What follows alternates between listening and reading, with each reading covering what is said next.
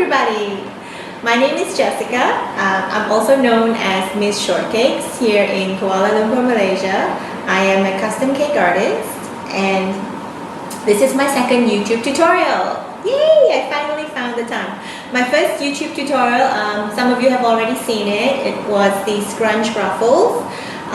And today I thought I'll continue the ruffle series by showing you a different kind of ruffle, but just as beautiful.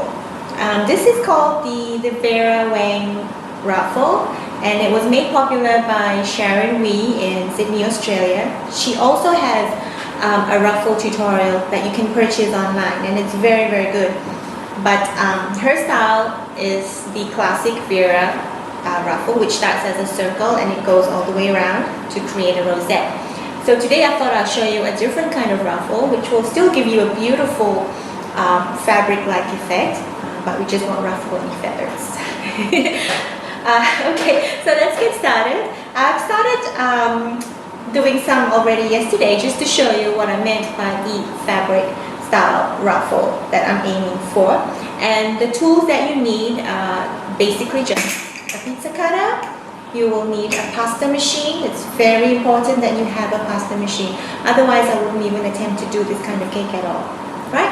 So I've rolled out a few strips of my icing already, and I've brought it down to number 5 on my machine. Okay? And also another thing to consider is that you should let the fondant just rest at room temperature or in air conditioning, depending on where you are in the world. In Malaysia, I always work with aircon. So yeah, it will stiffen up a little bit just so that's easier to work with. Okay, so now some of my strips have already been resting and they're ready to apply onto the cake. So the initial start of the cake is actually the trickiest bit. Now that's where I've done this upside down U shape, and if the fondant is really, really soft, then you'll see that the fondant is not going to hold its shape. So that's where it's going to get a little bit tricky. Okay, so once you've got that U in place, I'm just going to add on a little bit of water. And the next strip is going to go on pretty easily because this is already semi-dry. Right? So now because it's quite a big U or upside down U that I'm going to create, I'm going to choose my longest strip. So what I'm going to do now is fold this in half. Okay, I'm not going to apply any pressure. I'm not going to press it down. I'm not going to apply any water as well. I just want it to sit naturally. Okay, and just let the icing flow on to the first ruffle that you created in a very soft and in a very delicate manner. Now, do you see how I am pinching the ruffle as I go along as well? I'm not just sticking it on there flat. By pinching it and curling it, you're also creating that fabric softness, like the flow to the ruffle. And you see, I haven't really done much at all, nothing much at all. It's gone on pretty easily, and it's looking very natural and very soft already. Okay, so then you got to keep adding, adding and adding and adding until you've covered the entire cake. So I'm gonna keep going, and I might see you in 2 days. No, I'm joking. This should take about 4 or 5 hours, depending on how big your cake is, and also depending on how fast you can roll and apply at the same time. Yeah, so I like to work in advance. I'll roll out maybe like what I have here, 6 or 7 strips, let it air dry, and then I just go. I don't hesitate at all, I just go. The cake.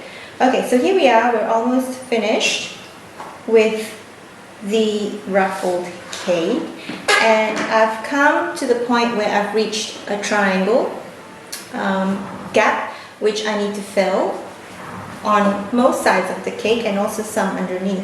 So what you'll find here is that you want to cut the ruffle on an angle so that it creates that V shape.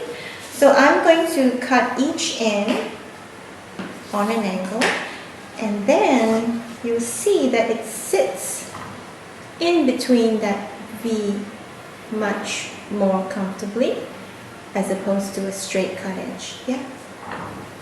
Okay, and then I can do a fold as well.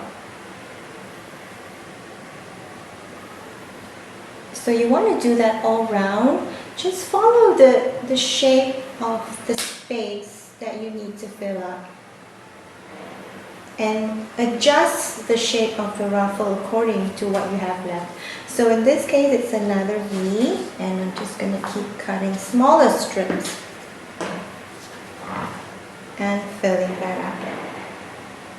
Okay, so I understand how some of you may not be able to follow this tutorial very easily. So what I'm going to do is I'm also going to produce a PDF file for everyone to download. That's going to be available online very soon. And what it is, it's going to have a picture, a step-by-step method of how I create these ruffles from step A to step C. And it will have pictures, it will have the tools that you require, it will even have some tips as well. Okay, so I think it's a really good resource and a really good support with my video tutorial, and something that you can keep as well. So look out for that online. Do follow me on Facebook, follow me on Instagram. I'm quite active on social media, so I will answer all your inquiries as soon as I'm able to. Okay, you can find me on www.miss-shortcakes.com, and that will send you to all of my various links on social media.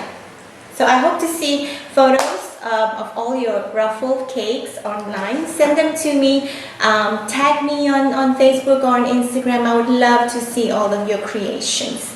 Okay, and also ask me any questions that you have. Thank you for watching, and I'll see you next time.